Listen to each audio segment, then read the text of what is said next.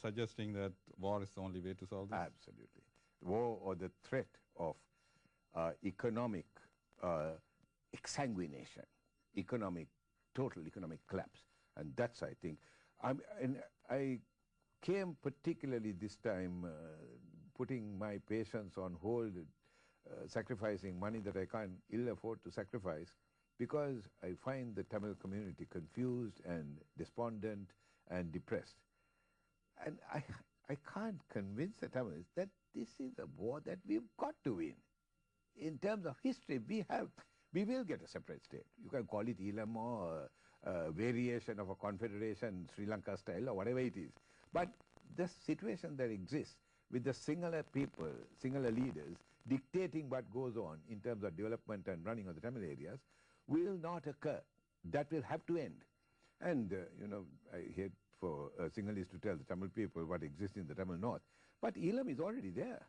I mean, you don't need to listen to Seneviratna, you listen to Christian Stokke, who is the professor of geography and sociology or something in Norway. He's written a paper, it's on the net.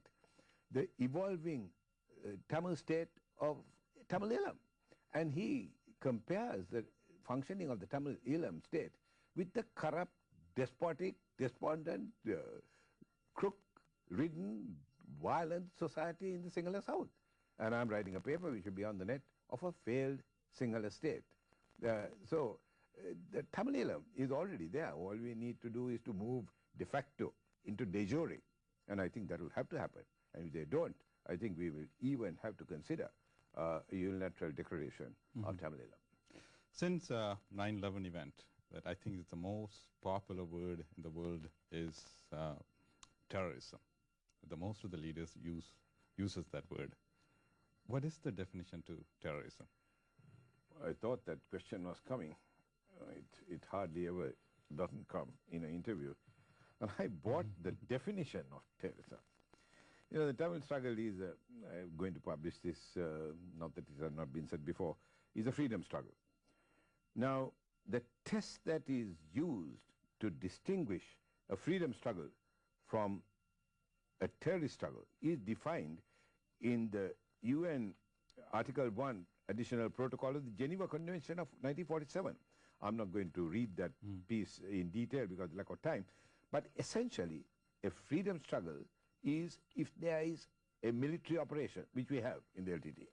Number two, if there is an organized command, which we have. Three, an organizational capacity, which we have. And four, control over territory, which we have. So on the definition of the UN, never mind about Seneviratna's definition, on the definition of the UN, we are conducting a freedom struggle and not exercising terrorism. I guess you're not Brian Seneviratna anymore, Brian Seneviratnam, I guess. Well, I suppose so. The honorary Tamil I was called. In fact, they put a turban on me at the last address I gave in the Anand Kovil. It was the middle of my talk. It was auspicious time. At 7 o'clock I was stopped. I was told just 3 minutes we want to put this turban and whatever that, the worthy thing. And then the questions went on and I couldn't hear the questions. And then someone said, it's because your turban is over your ears. And then I pulled it out. But it was a great honor. It was a unique honor. I've never been honored like that in my life. And the comment was made that they'll make me an honorary Tamil citizen. So where this peace talk is going to go?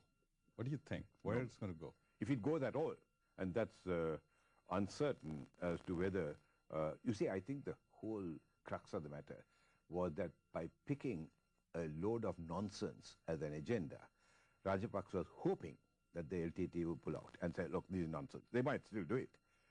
And then for him to turn around and tell the international community, look, I initiated the peace talks, I put an agenda, that the fact that he put nonsense in the agenda, he won't tell those guys. And the LTT failed to come. So that, I think, is the purpose of the peace talks. And once the peace talks are going, however much nonsense they discuss, then they'll turn to the aid group and say, now, what about releasing some funds? Because Sri Lanka is at the moment in economic crisis. And by January, I gather that some of the installments have got to be repaid.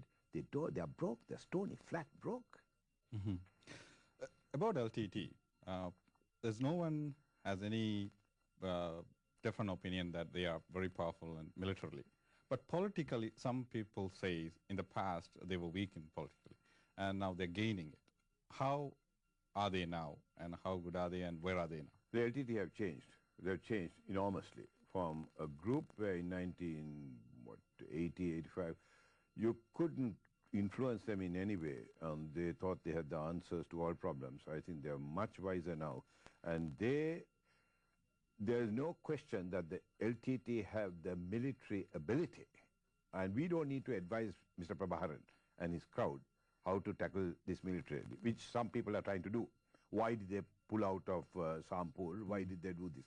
They leave the thing in his hands, man. He has taken the Tamil people further down the line than any other Tamil leader has in the last, 2,000 years. So you just leave the military in his... where the administration is concerned, I think the LTT are realizing that expatriate help is crucial, especially, and if I might say so, the teaching of English and technical, the setting up of the infrastructure. A lot of them, my students who are now doctors, welcomed after the 2002 ceasefire to go and work in the Wani. And what I'm irritated about the current setup is that they are bombing the Wani, which they haven't built. We built the Wani, and they are bombing it. Where the bombing of the Wani is concerned, I have said, well, you're sending K4 jets to bomb our administration center in that Tamil Wani. We don't have K4 jets to bomb your administration center in Colombo. Our bombers are sent not on K4 jets, but on 2 legs. So, you bomb Kilnoche, and if we send the same bomb on 2 legs to Colombo to blow up your central bank, don't you complain. I think that that message has got to go there clearly, that you bomb, you're passing Kilinochchi and drop a couple of bombs there, and we retaliate, boy oh boy, you're not going to like it. About future of Sri Lankan island, how do you see in 5 years and 10 years, how it's going to be? Well, frankly, I think that it will have to end. Tamil Ilam will be established without a question. My concerns are not about Tamil Ilam. Tamil Ilam already off the ground. They don't need to worry about my opinion of them. We need Jaffna, that's for sure. We need airport, Palale. And we need Trincomalee. We've got to make Trincomalee one of the...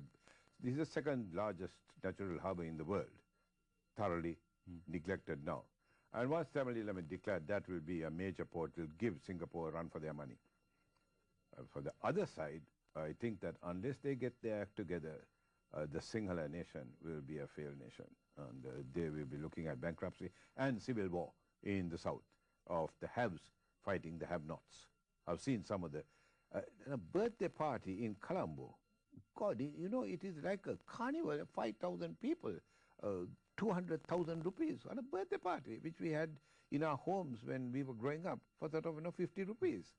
They're having a carnival there. It's the drug dealers, the weapons smugglers, and the prostitution that's keeping the Sinhala nation going at the moment. And if we can get the plantation Tamils, offer them something, some positive benefit formula, and get them to down their jobs and walk out, boy, Mr. Rajapaksa come to his senses in a matter of minutes.